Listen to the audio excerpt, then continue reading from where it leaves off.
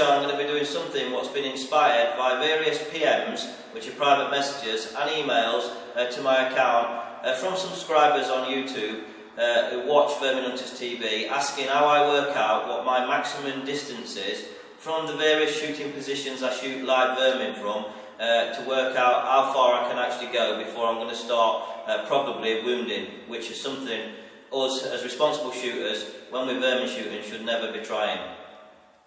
So, the weather today in Nottingham is really windy, so going outside and shooting from a prone position off the bipod, which is one of my favourite positions when I'm static hunting, or from the sitting position, wouldn't really do the clip any justice, because the pellet would be going everywhere in the wind and I couldn't actually properly demonstrate what I'm going to try and do today. So what I have done now is come into the indoor range, which is a 25 metre range, or 27 yards, and instead of shooting from my normal prone or sitting position, I'm going to be shooting from the standing unsupported position.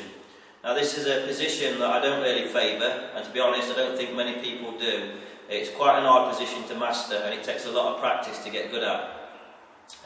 But what I intend to do is put out a HFT target with a kill zone of 1 inch, and you do need a 1 inch kill zone because that is the recognised size kill zone for most of the vermin we shoot with a air rifle. And I'm going to go right forward to the 5 metre point. At 5 metres I will take 3 shots at that target, and I expect, or I would like, to hit it 3 times. It's going to be a metal spinning target, so you'll hear it ting and you'll also see it spin if I do impact. If I get 3 of the shots on target, I'll then move back 5 metres, and I'll keep doing that until I get to a certain distance, either 5, 10, 15, 20 or 25 metres, where I can't hit 3 out of 3 onto the target. Now, if let's say I get to 15 metres and hit 3, I'll then move back to 20. If I get to 20 metres and only hit 1 or 2, I'll say that 15 metres is my maximum shooting distance from the standing unsupported position, and I'll always give myself a 5 metre barrier. You could move forward if you wanted to from the 20 to the 19 and try it again and keep trying it until you actually hit 3 out of 3, but from the standing unsupported position, which is, like I say, a real hard position to master, you're better off giving yourself a 5 metre barrier, which is what I do. So without further ado, I'll take you down now to the target end. I'll show you what spinning target I will be using for this demonstration, and then we'll get on after a little quick zero and shoot some targets. So stay tuned and thanks for watching. Well, this is me down at the target end, and I've got the spinning HFT target, what I'm going to be using for the rest of the demonstration, sat out on the floor. You will notice it's in 2 parts. There's a larger diametered pad here and a smaller one at the top. It's the smaller one at the top here that I'm going to be using for all of the demonstration. I won't be shooting at the bottom one at all. Now if I zoom in a little bit, I'll explain to you that this is the nearest target I've got to a 1 inch diametered target. It is a slight little bit bigger than 1 inch, but only by 4 millimeters. An inch is 2.5 centimeters, so 25 millimeters, and this one is around about 28, 29. If I can hold it next to it there, and hopefully you can see 28, 29 millimeters, so only a few millimeters bigger. And because I'll be standing on unsupported shooting, them few millimeters don't really make any difference. It's still a very, very challenging target, and it's going to take all of my skill plus a bit of luck to actually hit that 3 times on the trot, especially at some of the further distances.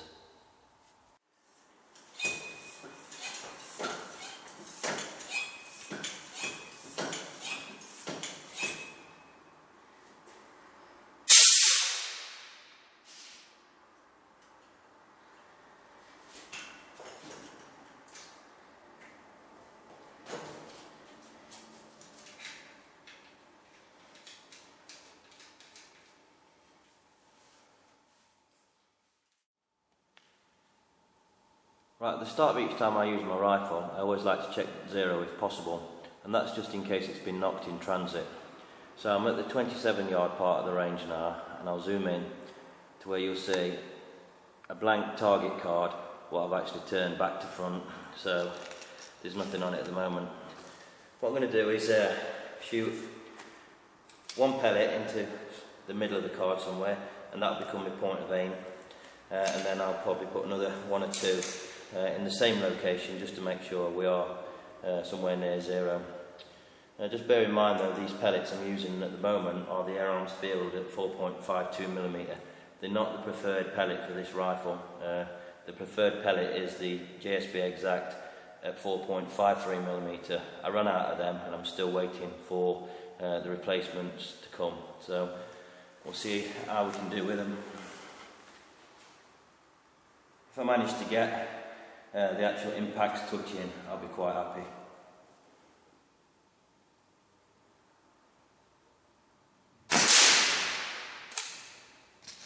There's my marking shot.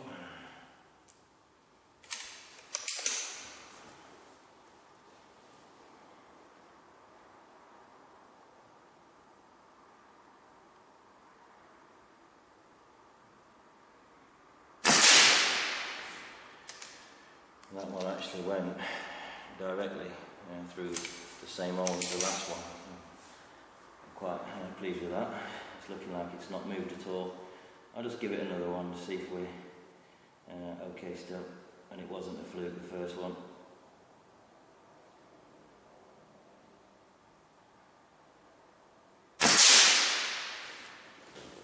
Yep. That is touching. Almost in the same hole, but I will give it one more.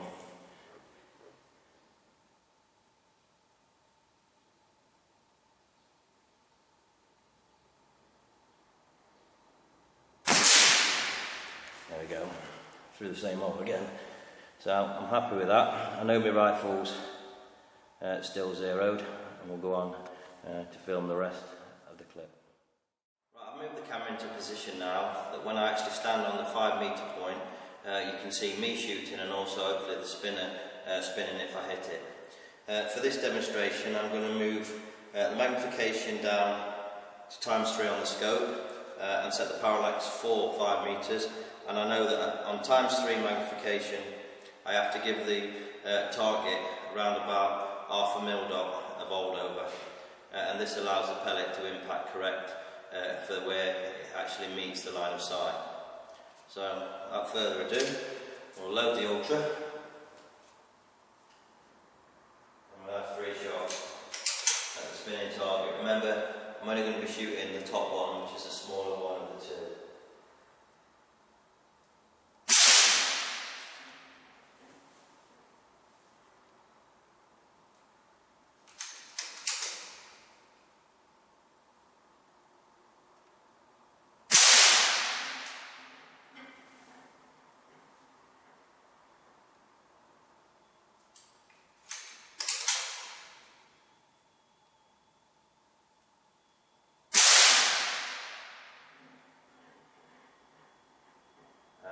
See that on camera, all 3 of them shots actually impacted on top of each other, so I'm quite happy with that. I'm now at the 10 metre part in the range, and it's marked by a line on the floor. I've turned the scope's magnification up now to ×10, which is my preferred daytime magnification, and I've set the parallax for 10 metres. I know at this range I've got to be half a mil dot bowled over to get 3 reticle true hits onto the target.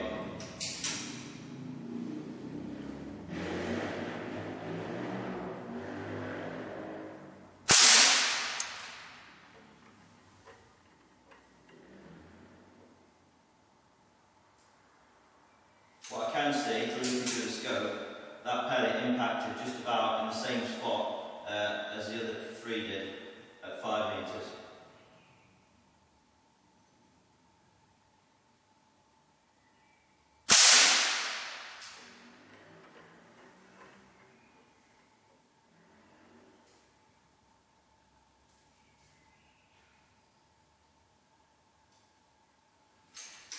In 10 metres, what I'm at now is probably the average range I'll actually shoot standing from when I'm ratting.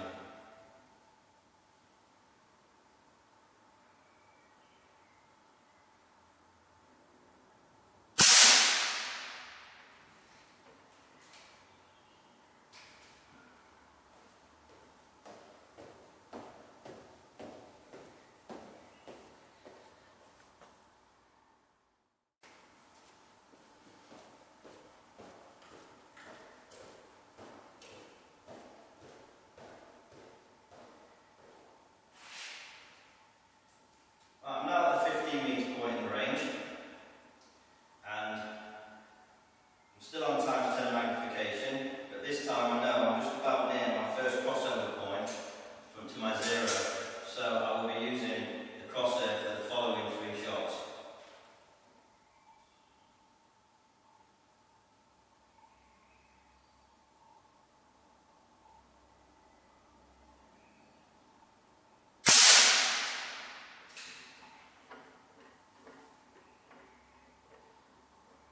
Please, if you're watching this at home and you're thinking about trying this and filming it, then make sure you're really confident in your shooting, especially if you've got an expensive camera like I have, as close to the actual target, which is metal and could actually take a ricochet.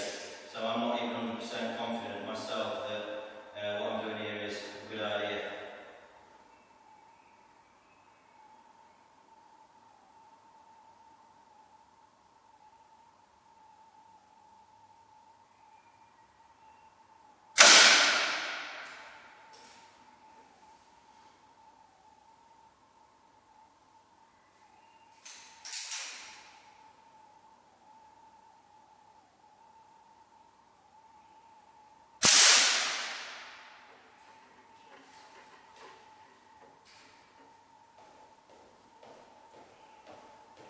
Yet again, that's 3 hits on the target.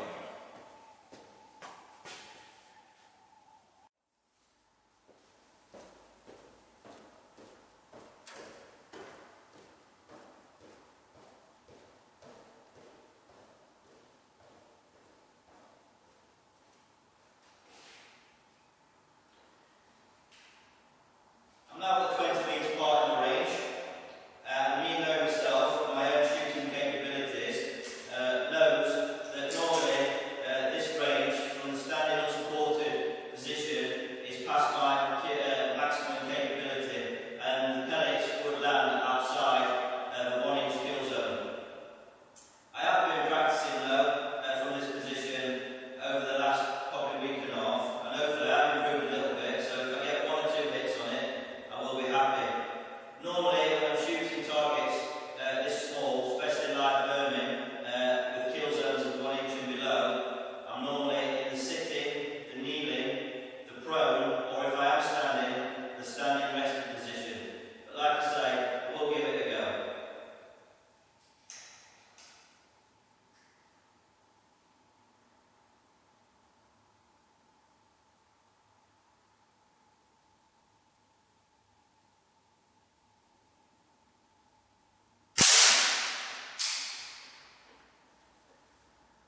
My first shot is looking good, so I'm pleased with.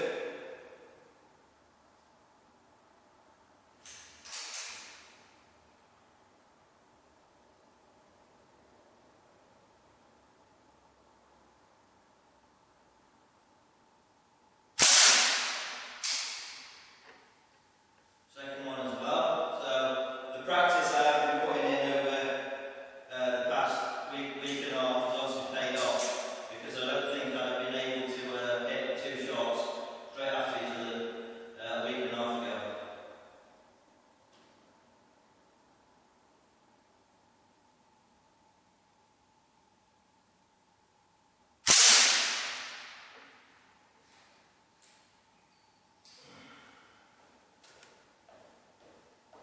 Well, I'm really pleased with that, especially how the Ultra is performing, which is as normal, flawlessly.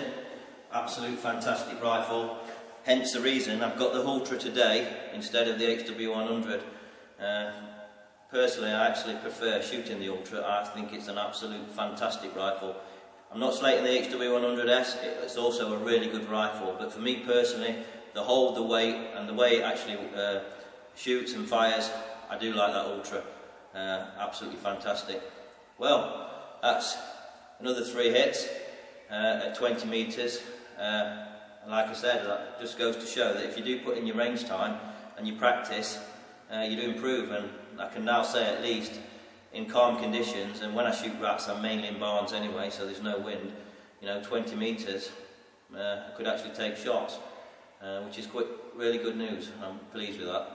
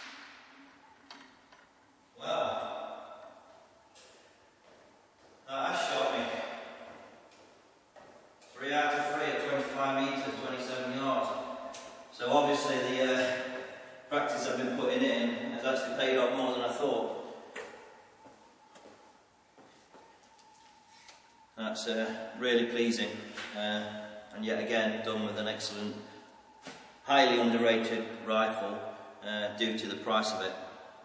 I'm quite shocked with myself, and from the other side I'm really happy that things are starting to come together for me, and it's all working out just right now, ready for the HFT season.